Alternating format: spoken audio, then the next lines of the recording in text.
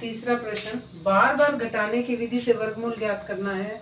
इसके लिए बच्चों आपको क्या करना होता है, आपने बार बार घटाने की विधि मतलब बार बार क्या घटाना है, विषम संख्या कौन सी होती है, एक विषम संख्या लिख देती हूँ मैं यहाँ, विषम संख्या घटानी होती है।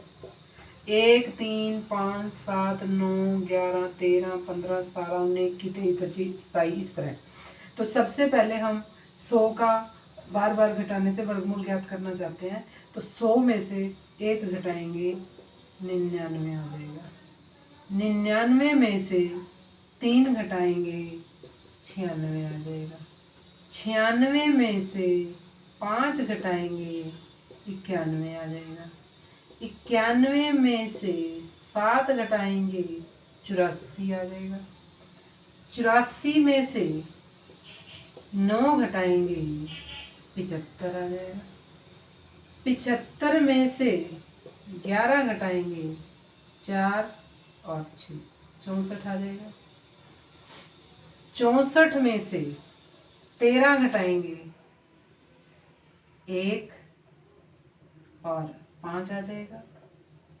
51 में से 15 घटाएंगे 5 घटाएंगे 46, 10 घटाएंगे 36 आ जाएगा। 36 में से 17 घटाएंगे 16 में से 9 और 1 19 आ जाएगा। और 19 में से फिर 19 घटाएंगे 1 3 5 7, ये देखो 17 के बाद क्या घटाना है 19। 19 में से 19 घटाएंगे 0 आ जाएगा। ये कार्य तब तक करना है जब तक 0 ना आ जाए। तो अब ये कितना हो गया, कितनी बार हो घटाया हमने, कितनी संख्याएं घटाई, 1 2 3 4 5 6 7 8 9 10, कितनी बार घटाया 10 बार। तो 100 का वर्गमूल आप अच्छी तरह जानते हैं कि 10 होता है। अगर ये 12 बार आएगा तो 12 होगा। ठीक इसी तरह 169 का भी मैंने निकाल रखा है यहाँ।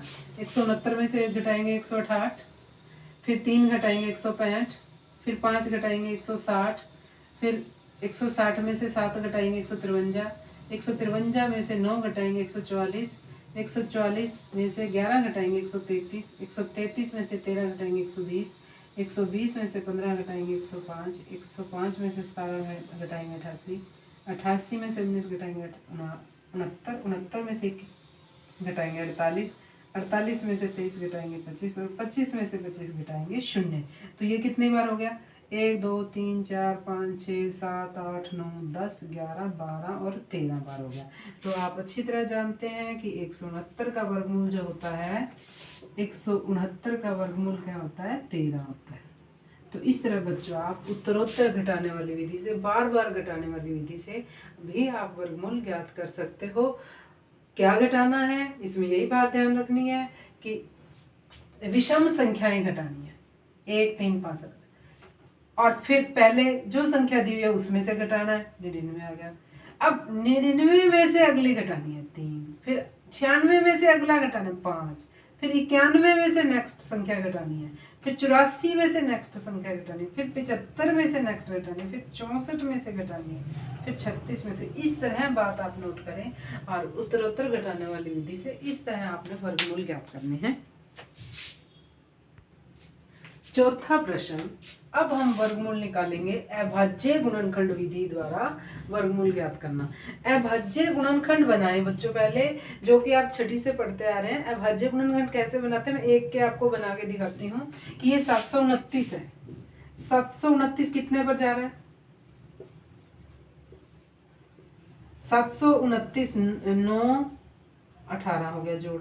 इसका मतलब ये देखो, पीछे अगर सम संख्या हो तो 2 पर भाग हो जाएगा, परंतु यहाँ पीछे 9 है, सम संख्या नहीं है, इसलिए 2 पर भाग नहीं हो सकता। और मैंने इनके अंकों का जोड़ किया, देखा कि 18 आता है, यानी कि 18 3 के पहाड़े में आता है, तो ये 3 पर भाग हो जाएगा। मैंने 3 से भाग किया, 3 दूना 6, 1 और 2 4 तिया 12, 3 तिया 9। तो इस तरह बच्चों आपने भाग करना है। यानी कि अभाज्य गुणनखंड कैसे बनाने हैं आपने, 729 को 2 पर, सम संख्या नहीं है, इसका मतलब 3 पर देखेंगे, 3 पर हमने देखा, 3 को जब हमने 729 को भाग किया तो क्या आ गया, 243 आ गया। अब हम 243 को फिर देखते हैं किससे भाग करें। दोनों देखो जोड़ करके देख लिया मैंने, 6 और 3 9 बनता है, यानी कि ये भी 3 पर भाग होता है। इसको हम फिर 3 से भाग करते हैं। 8 तिया 24 और 3 आ गया, 3 एकम 3, तो ये आ गया। अगर हम इसको फिर 3 से भाग करते हैं तो 81 आता है। 81 को फिर हम भाग करते हैं 3 से, 8 और 1 9 बनता है जोड़, ठीक है, 3 पर जाता है। 3 दूना 6, 2 और 1 7 तिया 21, तो कितना आ गया। अगर हम 81 को 3 से भाग करते हैं तो भागफल कितना आता है, ये आता है। तो भागफल यहाँ लिखते हैं और जिससे भाग कर रहे हैं वो यहाँ लिखते हैं। अब 27 को फिर भाग करते हैं हम। अब तो पहाड़ा भी आपको नजर आने लग गया होगा। क्या होता है, 3 पे भाग करेंगे तो क्या आएगा 27, छोटी संख्या हो गई है अब ये।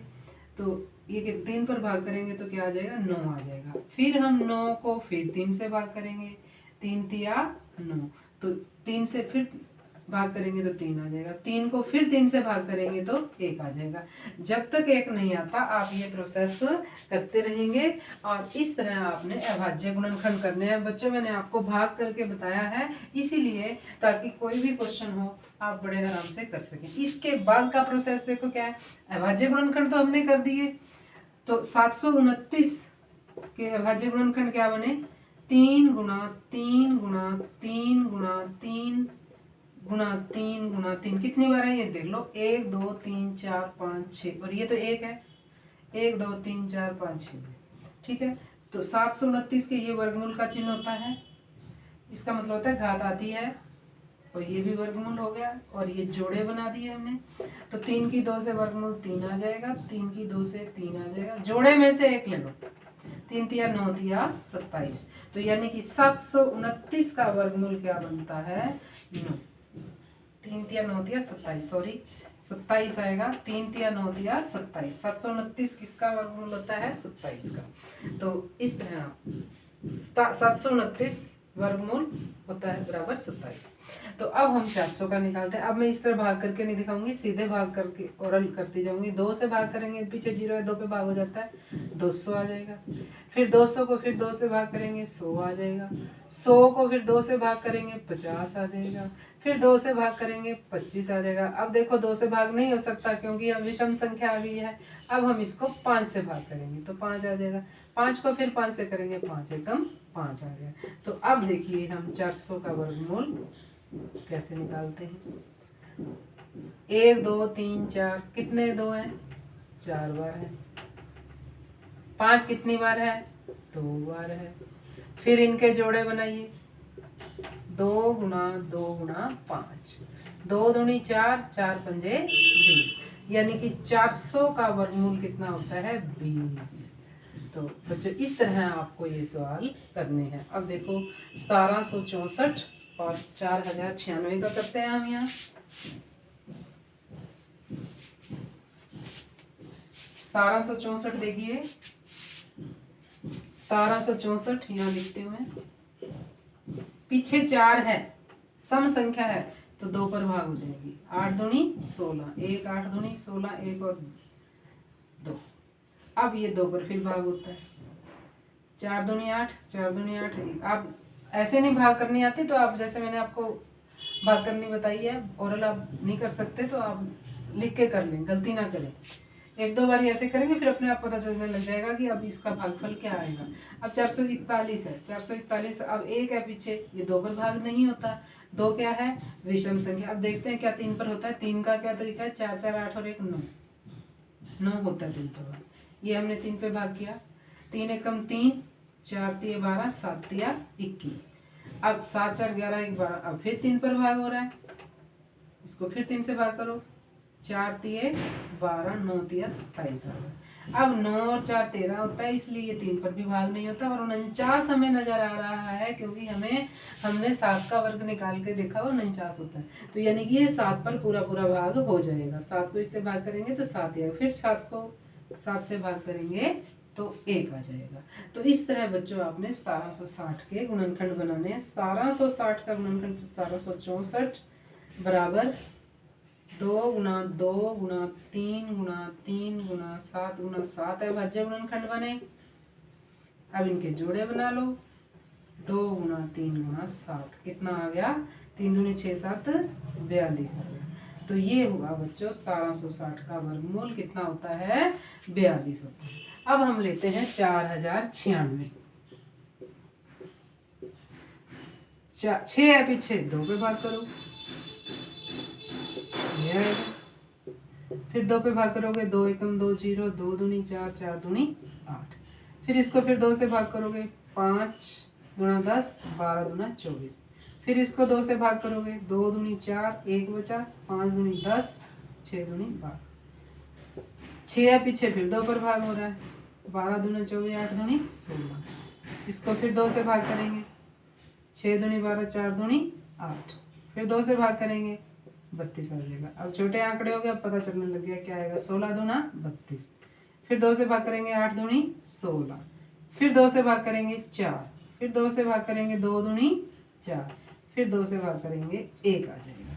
तो ये है 4096 के गुणनखंड, अभाज्य गुणनखंड। अब हम इसका निकालते हैं वर्गमूल। हाँ जी देखिए 4096 का वर्गमूल कैसे निकालेंगे हम। 4096 का वर्गमूल 1 2 3 4 5 6 7 8 9 10 11 और 12 12 यहाँ लिखती हूँ।